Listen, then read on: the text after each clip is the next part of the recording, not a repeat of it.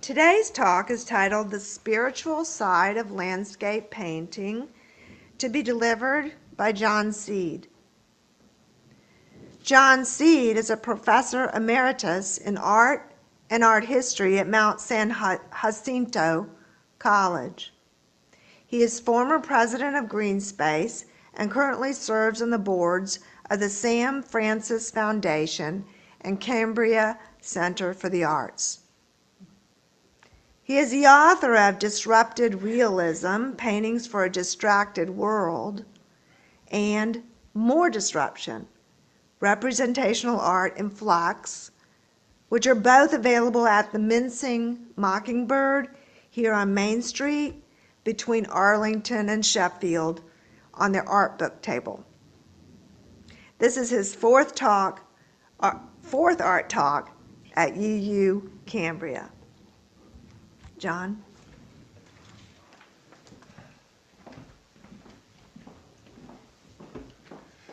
Margot, thank you for the lovely introduction, and being here the fourth time, this is kind of like the Saturday Night Live hosting experience of Cambria. So to be back 4 times, I'm not like quite at Steve Martin level, but I'm getting there. And being a little more subdued, I just so respect the lovely values of this community and the sense of kindness that you feel the moment you park your car outside, honestly. So it's lovely to see my friends and neighbors and to be asked back.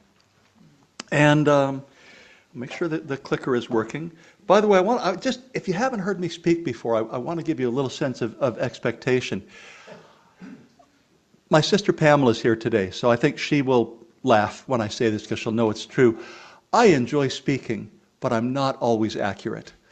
But I'll do the best I can, and PowerPoint will hopefully keep me on track. And let's start with that. So when I moved to Cambria, one of my first experiences was to go painting with Art Van Ryn, who I knew was a great friend to a lot of you and who everyone misses. But I went out with the Wednesday Irregulars, and we went out by the coast with our folding easels and took in this landscape. And what a sense of gratitude I had about being here, and a strong spiritual sense that goes with this place that I know everyone who lives here feels. And painting is a wonderful vehicle to let that feeling come into your life experience. And that's really what gave me the idea for today's talk, is that landscape painting, it is much more than just mixing the right green and choosing the right brush. It really is a meditation on our life experience. These notes are really for me, not for you. I've always been told when you make a PowerPoint, don't put too much language on the screen, but I did. Because it just reminds me of a few things I want to say to you, and then it's going to be mainly pictures after this.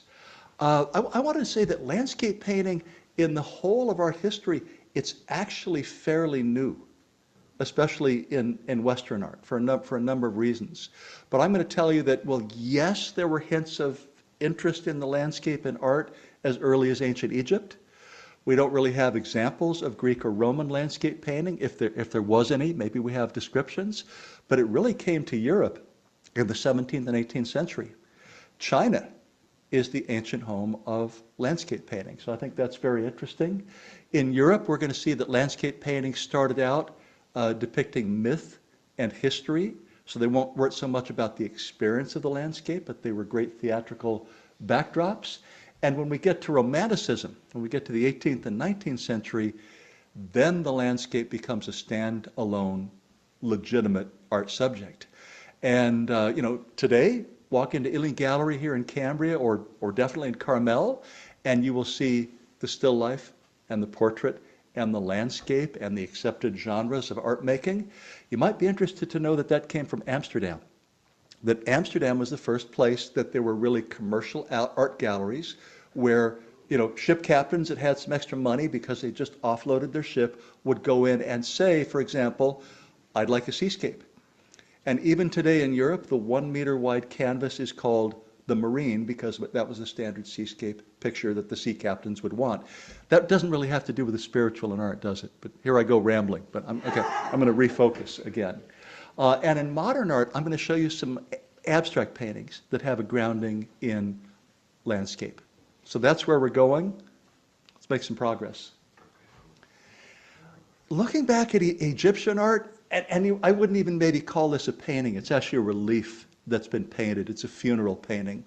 But if I had to say one or two things about it, I would say this Egyptian landscape was really about dominating the landscape. And Egyptian society, took several thousand years to establish themselves. It was a very, very conservative society where the pharaoh was considered a manifestation of a god in human form. So the role of Egyptian art was to show that the landscape was being mastered. And there's a great sense when you look at the fronds at the papyrus, behind these figures in the weird different scales, behind the geese and the ducks, you can see it is highly organized, that the papyrus have become like ribbons or stripes. And that was what had to be done to nature and to the human form, was to organize everything. And maybe there's a spirituality in that, in making order of your experience for human progress. But this is such a rich and wonderful tradition. For more than 1,000 years, landscape has been a core subject of Asian art and Chinese art, Korean art, Japanese art. And there's a great tradition called the literati tradition. And roughly speaking, where this came from was that when very, very cultured men, often mandarins, of course Mandarin means you were an expert you were kind of a scribe in reading and writing and poetry. When you became disgusted with the city and with politics, which I'm there, I don't know if you're there, but you felt that way, you might take yourself out to the countryside. And look what the countryside does for those beautiful little, I'll call them shacks, but they're better than shacks. They're really temples. Look what it does for the experience of someone who's out there. They take in a great mystery of atmosphere and fog. Doesn't that feel familiar to you this morning? And the Chinese painters were wonderful at leaving things blank to represent atmosphere. And just in black and white, there's so much space that you would have to fill in, maybe through meditation and contemplation. But the great literati painters saw the mystery in landscape. They saw the spirit of aliveness everywhere in the landscape, and they left quite a bit open for themselves and for you in their experience. And I should also say that the ideal of culture in this period, for men and for women, was to expertly play a musical instrument. So Jan, you're there, definitely, right? To also paint expertly and to write poetry. If you did all three of those things at a high level, you were cultured. So I think when I look at this Venetian painting from the 15th century, this painting by Bellini, which is in the Frick Museum in New York City, I think I'm seeing a kind of an Asian set of values brought into Western painting, which I don't know if that's true or not, but look at St. Francis. He finds his place in nature after study and after essentially living as a hermit in the cave behind him. There's a little aspect of vanitas, of Hamlet, if you will. He has a skull, maybe of a saint, or someone earlier in his brotherhood behind him on the desk. He's been studying the Bible, but he is released by coming out to nature. And as he holds out his hands, he's both taking in nature, but symbolically he's getting stigmata. He is like a second Christ. And it's been said that St. Francis spoke what's called a green language, and that meant that he spoke the language of nature and of animals. First Dr. Dolittle, you tell me. But his spirituality is in this fantastic, almost panoramic experience of coming out of meditation into the world and appreciating it in its totality. And look how detailed that is compared to the Chinese painting. The Western painters, the oil painters, absolutely every detail, I'm sure down to his toes, if I didn't have text down at the bottom, are revealed to you in oil painting. This painting isn't very often seen, but I think it's magnificent. It's a good deed framed by the landscape. And we can see here that St. Jerome has realized it's like a parable. When your enemy is in pain, maybe if you remove their pain, they won't be your enemy. So he's taking a thorn out of the lion's paw. And he does it in his hermitage, where he has been contemplating and praying and meditating, and everything spreads out around him into this great landscape and townscape. And I want to point out one thing just, to make you laugh, because it makes me laugh. I don't know if I have a pointer this morning, but do you notice the leaping lion attacking St. Jerome over on the right. I think maybe Patinir had a house cat, but I don't think he'd ever seen a lion leap. Maybe he had a dog. But the leaping lion is not very accurate. Doesn't even look like a lion, but that's called continuous narrative. When you show two aspects of one scene on one canvas. So obviously the saint was, with his donkey was coming into the scene and was attacked, but later they become friends. So a wonderful, wonderful visual panorama and a little bit of human wisdom inserted into that as theater. I think I'm borderline here. You came for a painting of landscape, and you're seeing a naked Venus in the corner. Did I maybe misrepresent the topic? Well, I want to say something about this.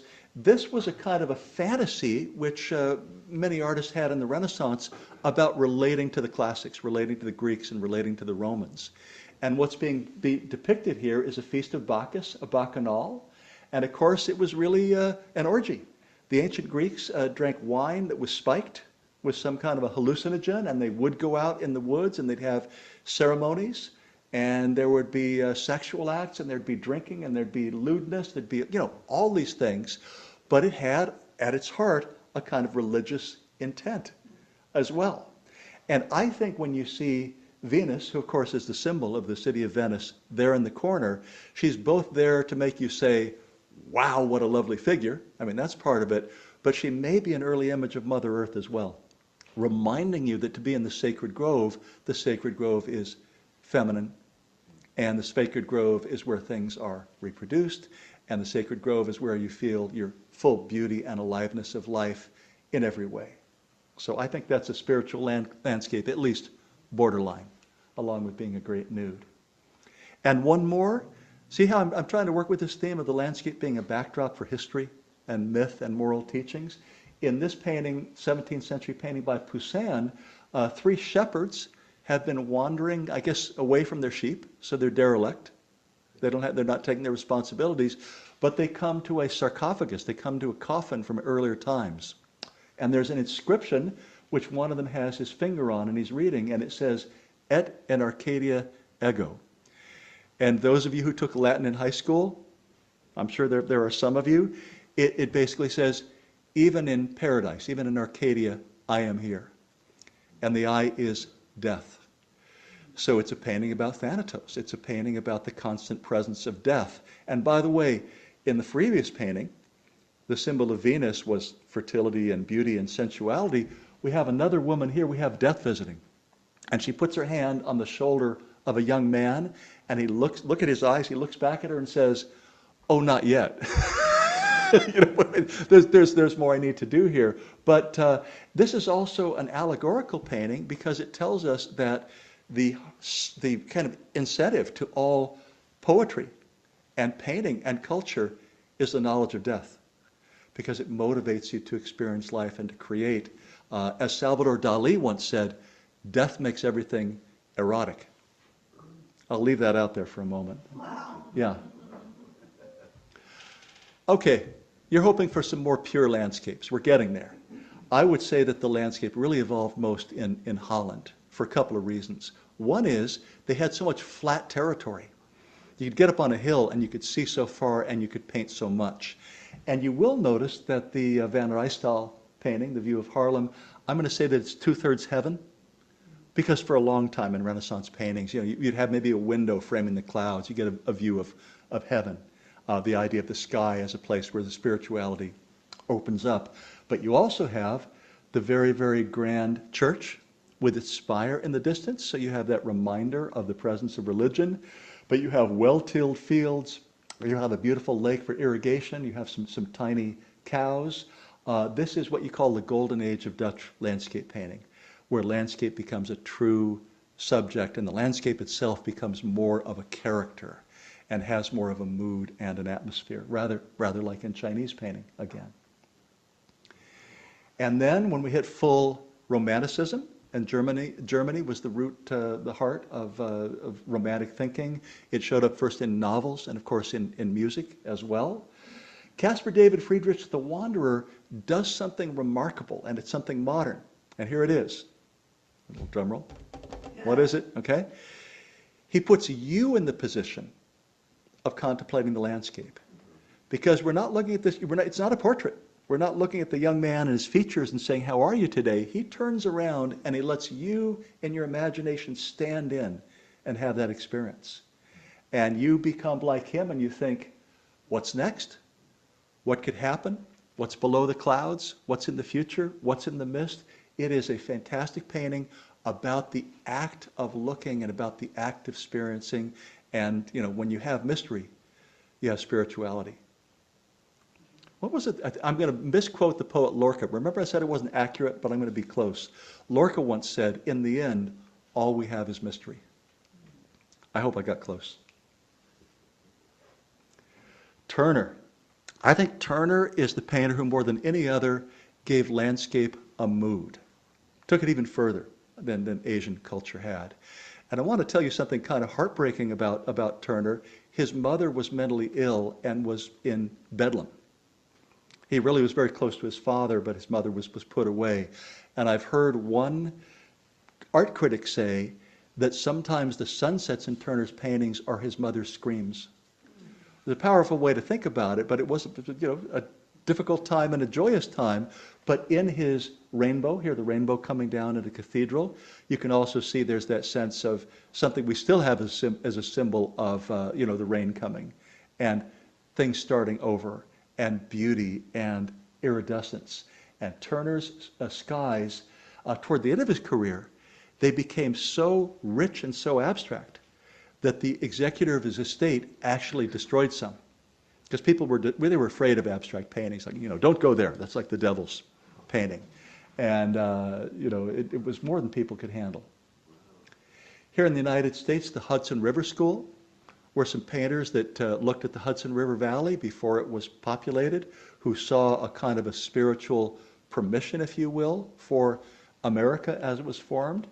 And they painted these, very, very large scale, very, very grand paintings, maybe inspired by the Dutch painters. But they give us a land of possibility. They give us a land of promise. I guess you could say if you flip it, it's also colonial idealization as well. Taking permission to occupy lands that others had occupied, that needs some revisiting. But as far as giving us magnificent vistas, it's hard to beat them. We had that wonderful reading from Vincent van Gogh in our that Margaret gave, and I want to tell you that the background of Starry Night is that in Dutch painting by the 19th century, there was a very, very common kind of painting or print that people had in their homes called a nativity painting. There was a Star of Bethlehem. And Vincent van Gogh wanted to be a minister before he was a union organizer, but he wanted to be a minister first. And so there's always, I think, a spiritual feeling. You can see that there's a church here ahead of him in this nighttime picture. But he really took the nativity painting and he made it cosmic. And of course, he loved Japanese culture. A Japanese prints in his collection, there's a bit of yin and yang in the sky. So he took us beyond just a kind of a common religious print and gave us a whole cosmic experience where we're connected to the universe. And didn't you love his comments that, stars couldn't just be a white dot. They might be lemon yellow, or they might be purple. Paul Gauguin, long before he went to Tahiti, went to a Catholic boys' school. He had a wonderful teacher he loved and who inspired him, and that teacher taught him, and it stayed with him for his lifetime. You always want to ask, wherever you are in life, where do we come from? What are we? And where are we going? 3 essential questions. And he applied them to Polynesian culture, which in some ways he fantasized, but he made Polynesia a new Eden. And he made the men and women the new Adams and Eves and all of that. And by adding post-impressionist color and restating these questions, he gave us something very, very fresh and very inspiring. Edvard Munch, I don't know, his mural, his great mural in Oslo of the sun, to me it's almost a nuclear sun. It's like an almost unendurable power, like Van Gogh's painting, but even more supercharged, even telling us there's a power beyond what we can imagine. And if you try to put that in a landscape image, look how it radiates forever, even beyond the edges of the canvas. Monet, gave us landscape paintings, but look what he left out. He left out the horizon. And so much of landscape painting is about the sky, the horizon, the cosmos. He said, look down, and you're going to have a wonderful experience. Just life reflected. Take life and poeticize it by looking where you wouldn't normally look and looking down. You'll see yourself in a reflected painting, as well as the weeping willows and the lotuses.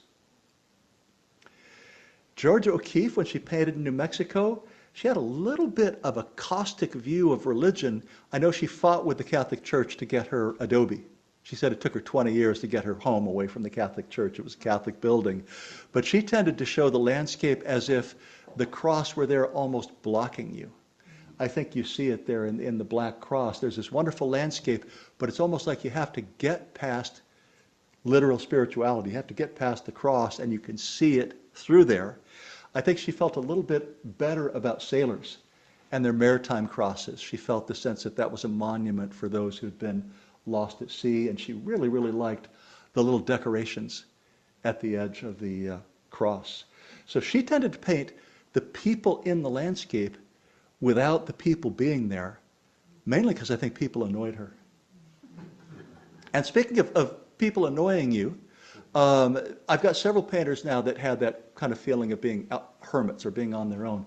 Agnes Pelton worked near Palm Springs, and only recently has her career really been talked about, but she worked in New Mexico for a while, and then I think in Palm Desert, and she was part of a group that wanted to carry painting beyond the appearance of the physical world through new concepts of space, color, light, and design to imaginative realms. And that's the word I want to kind of set out there to just let it resonate a little bit, imaginative. And then comes her work, awakening memory of the Father. So she used the empty landscape as a place to revisit her memory and her past, and almost in a Freudian sense to see what came up from her unconscious. And childhood memories and emanations, came onto the landscape as if it were a theater set for her mind. Jackson Pollock, do you think he's a landscape painter? Well, we could have an argument about that, but to make the argument happen, I'm just going to give you a quote. He said, "I don't imitate nature, I am nature." And it was that which unlocked Helen Frankenthaler, who borrowed her technique from Pollock. She loved the idea of painting on the floor and letting the paint soak in. So in her Mountains and Sea, you can see that she's gone inside to the world of the imagination, and she's letting the flow of the paint generate the image.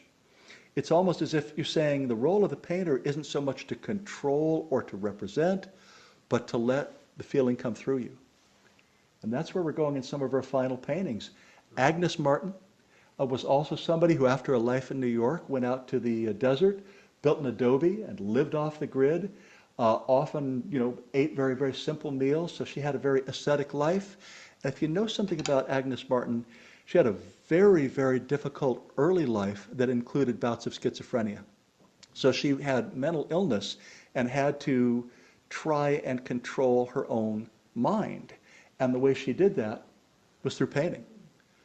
Her paintings are immensely disciplined, and when you see them in person, they're immensely delicate. And she told people that to get to nature, she had to clear everything out first. She had to just let everything be gone. And then look what comes through in her painting. This is one that she did in New Mexico. So hints of the landscape color and the sky color coming out in a very, very regular, disciplined way. And here we go. This is my full circle moment, because I'll come back in a second. This makes me think of the Egyptian art, where two kinds of discipline. On the one hand, they were building a civilization and, disciplining nature. Agnes Martin had to do it in her own mind for her own sanity. But I know I'm going over and over, and you're thinking, this guy, we're not inviting him back because it's 25 minutes. But yeah, let me just give you a few more, and then I will step away. But I guess I overbooked it. I wanted to say, did you know that one of the great Chinese landscape painters of the 20th century lived in Pebble Beach? Chiang Dai-Chen, he was a great painter and a forger, continued to make literati paintings here on the Central Coast, and he got in a fight with the mayor of Carmel because they were chaining the trash cans to cypress trees. And he thought that was a violation of the spirituality of the trees, which is really interesting. I wanted to put a few contemporary paintings out there. Inga Essenhai, she has a wonderful way of letting nature and its suggestiveness just go to the next level and being able to capture that with a paintbrush to create an imaginative world that's rooted in her own dreams. Wonderful painter I've seen in New York.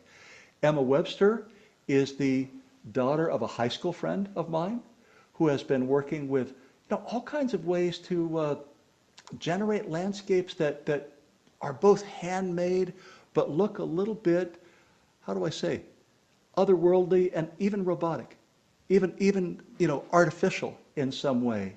And the way that she takes you into this little zone that she calls the Nightingale Theater, it's like a darker version of what the Venetian painting we saw today did. It's surrounded by an ocean, but it's a glade in an ocean over a promontory, a little bit of San Simeon Point, but with a dash of Alfred Hitchcock.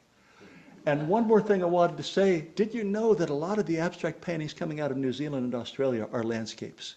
Because the Aboriginal people, for many years, sang their hikes through the landscape, because that was their way of remembering directions.